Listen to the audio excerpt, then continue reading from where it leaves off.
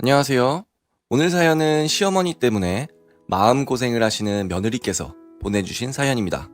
출산 후 시어머니께서 합가를 요구하는 뉘앙스에 마음고생이 심하시다는데요. 대체 어떤 사연일지 한번 읽어보도록 하겠습니다.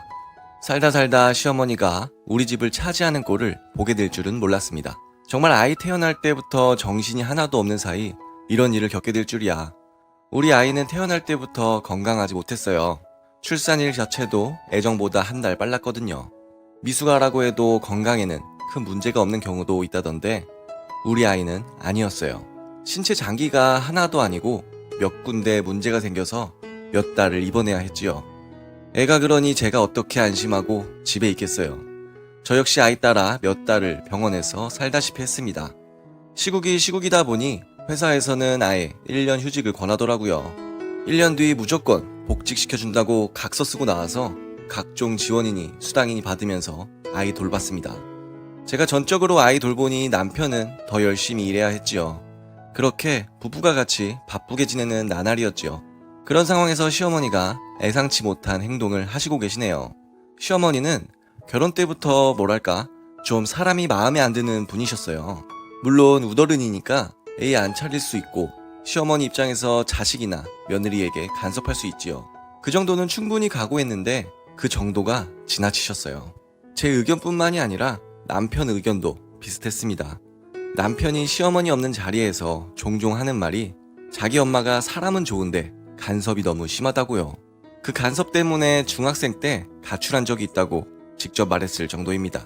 어느 날 아이돌 보고 집에 돌아가는데 시어머니가 전화가 왔어요. 연락도 없이 올라와서 곧 집에 갈 테니 대기하고 있으라 하시더군요. 놀란 상황에서도 어쨌든 집에 후다닥 달려가 시어머니 맞았답니다. 처음에는 집안에 무슨 큰일이 생긴 줄 알았어요. 다행이라 해야 할지 큰일은 아니었어요. 그저 시어머니가 저랑 남편 걱정되어서 올라오신 거라 하세요. 앞으로 자기가 집에 머무르면서 살림 같은 거 해주고 도와줄 테니 안심하고 손자 돌보라고 하시더라고요. 처음부터 애감이 썩 좋지 않았답니다. 제가 아는 시어머니는 이유 없이 며느리 일방적으로 도와줄 사람이 아니거든요. 그렇다고 차마 도와주러 오셨다는데 안 된다고 할 수 없어 그러시라고 했지요. 그렇게 시어머니는 우리 집에서 머무르게 되었답니다. 처음에는 정말 저를 잘 도와주시더라고요. 잔소리보다는 일을 도와주시는데 힘을 쓰셔서 도움 많이 받았습니다. 저도 감사해서 없는 살림에 용돈 한번 드리고 외식도 몇 번 나가고 신경 쓴다고 썼어요. 그런데 그게 열흘을 못 가더라고요. 일을 도와주러 오신 분이 어느샌가 잔소리꾼이 되어버렸습니다. 일하는 잔소리꾼이면 그나마 나을 건데 일하지 않는 잔소리꾼이 되신 거예요. 제가 아이돌 보고 병원 돌아오면 바로 시어머니 잔소리 박힙니다. 제가 힘든 건 알지만 그래도 아내가 최소한의 일은 해야 하는데 집안 꼴을 봐라. 요리도 기본적인 건 해야 남편이 밥을 챙겨 먹는데 밑반찬도 없다. 청소를 오죽 안 했으면 유리창이 저렇게 더러우냐. 정말 시어머니의 잔소리가 한도 끝도 없습니다. 제가 멘탈이 정상이면 그런 잔소리를 참을 수 있을지 모르겠어요. 그런데 아이도 아직 퇴원 안 했고 며칠 전에는 쓴 약에 조금 문제가 있어서 식겁한 적도 있어요.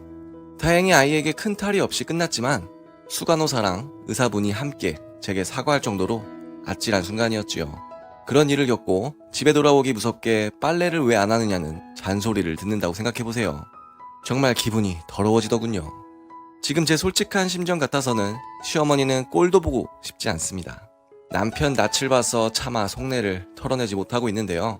시어머니는 정말 집에서 나갈 생각이 전혀 없어 보이시고요. 심지어 그저께는 이런 말씀을 하시더라고요. 이왕 자기가 여기 있는 것 시아버지도 불러오는 게 어떻겠느냐고요.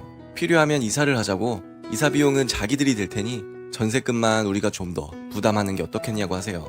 그러니까 시아버지까지 데리고 합가를 하자는 데다 더 큰 집어들 전세비도 우리더러 내라고 하신 겁니다. 도저히 들어드릴 수 없는 말이라 절대로 안 된다고 했습니다. 제가 딱 잘라 거절하니 시어머니도 기분 나빠진 모양이더라고요. 말본세가 어찌하느냐고 해서 저도 폭발해서 시어머니 말본세는 뭐 그리 잘났냐고 크게 싸웠습니다. 이런 상황에서 남편이 제 편 들어주는 게 얼마나 다행인지 몰라요. 시어머니와 크게 싸웠다는 말에 처음에는 제게 왜 그랬느냐고 묻더니 합가의 전세금 이야기를 듣고는 바로 시어머니에게 뭐라 하더군요. 그런 말씀을 하시려면 집에서 나가라고 막 저 대신 싸워줘서 얼마나 다행인지 모릅니다. 그날 이후 시어머니의 기세는 약간 수그러들었지만 집에서 나갈 생각을 안 하세요. 집안일 잔소리만 가지고는 남편이 뭐라 하지 못한다는 걸 알고 계속 잔소리를 늘어놓죠. 살림하는 게 마음에 안 들어서라기보다는 그냥 제게 꼬장 부리는 것 같아요. 그게 아니면 아픈 애 간호하는 며느리에게 이렇게까지 행동할 수 없을 건데요. 조만간 남편이랑 이야기해서 시어머니를 쫓아낼 생각입니다. 남편이 어려워하면 제가 강경하게 나서야겠지요. 어쨌든 시어머니와는 결판을 내야겠습니다. 네, 오늘의 사연은 여기까지였습니다. 시어머니가 예상치 못하게 합가 이야기까지 하셔서 마음고생이 크셨는데요. 아직 남편분과 자식분을 사랑하고 계시니 어떻게든 대화로 좋게 풀렸으면 합니다. 그럼 저는 다음 사연으로 돌아올 테니 구독과 좋아요, 알람 설정 부탁드려요.